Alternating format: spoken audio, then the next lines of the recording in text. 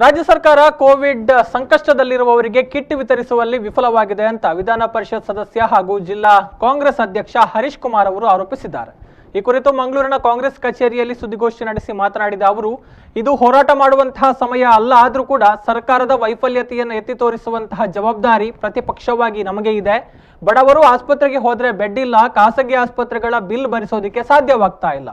ಪ್ರತಿಪಕ್ಷವಾಗಿ ನಾವು ಕೊಟ್ಟಂತಹ ಸಲಹೆಯನ್ನ ಜಿಲ್ಲಾಡಳಿತ ಗಂಭೀರವಾಗಿ ಪರಿಗಣಿಸಿಲ್ಲ ಅಂತ ಆರೋಪಿಸಿದ್ರು. ಇವತ್ತು ಸರ್ಕಾರ ಆಂಬ್ಯುಲೆನ್ಸ್ ಒದಗಿಸುವಲ್ಲಿ, ಕಿಟ್ ಒದಗಿಸುವಲ್ಲಿ ಸಂಪೂರ್ಣ ವಿಫಲವಾಗಿದೆ. ಅವರಿಗೆ ಆಸ್ಪತ್ರೆಯಲ್ಲಿ ಹೋದ್ರೆ ಬೆಡ್ ಇಲ್ಲ ಅನ್ನುವಂತಹ ಪರಿಸ್ಥಿತಿ ಬಂದಿದೆ. ಕೆಲವು ಆಸ್ಪತ್ರೆಗಳಿಗೆ ಹೋದ್ರೆ ಲಕ್ಷಾಂತರ ಬಿಲ್ ಮಾಡುವಂತಹ ವ್ಯವಸ್ಥೆ ಬಂದಿದೆ.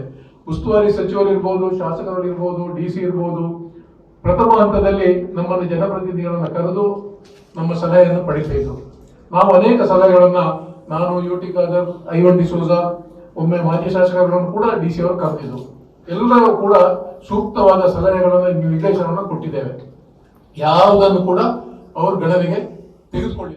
ರಾಜ್ಯದಲ್ಲಿ ಸೋಂಕಿನ ಸಂಖ್ಯೆಯಲ್ಲಿ ಬೆಂಗಳೂರು ಮೊದಲನೇ ಸ್ಥಾನದಲ್ಲಿದ್ದರೆ ದಕ್ಷಿಣ ಕನ್ನಡ ಎರಡನೇ ಸ್ಥಾನದಲ್ಲಿದೆ.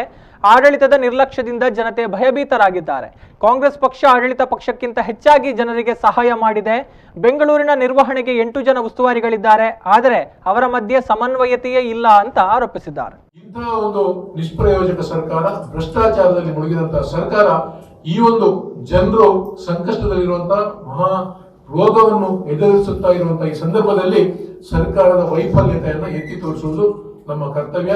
ನಾವು ಮುಂದಿನ ದಿನಗಳಲ್ಲಿ ಖಂಡಿತ, ಇವತ್ತು ಸಾಂಕೇತಿಕವಾಗಿ ಏನು ಪ್ರತಿಭಟನೆಯನ್ನು ಮಾಡಿದ್ದೇವೋ, ಮುಂದಿನ ದಿನಗಳಲ್ಲಿ ಸರ್ಕಾರದ ವೈಫಲ್ಯತೆ ಮುಂದುವರಿದಲ್ಲಿ, ಜನರು ಸಂಕಷ್ಟಕ್ಕೆ ಅವರು ಸ್ಪಂದಿಸದೇ ಇದ್ದಲ್ಲಿ, ಆಸ್ಪತ್ರೆಗಳಲ್ಲಿ ಅದ ವ್ಯವಸ್ಥೆ ಬೇಕಾದಂತ, ಇವತ್ತು ಬೆಂಗಳೂರಿನಲ್ಲಿ ಆದಂತೆ ಇಲ್ಲಿ ಕೂಡ ಒಂದು ಆಸ್ಪತ್ರೆಯನ್ನು ಮಾಡಬೇಕು ಅಂತೇಳಿ ರಮಾನಾಥ್ ಕೂಡ ಸರ್ಕಾರವನ್ನ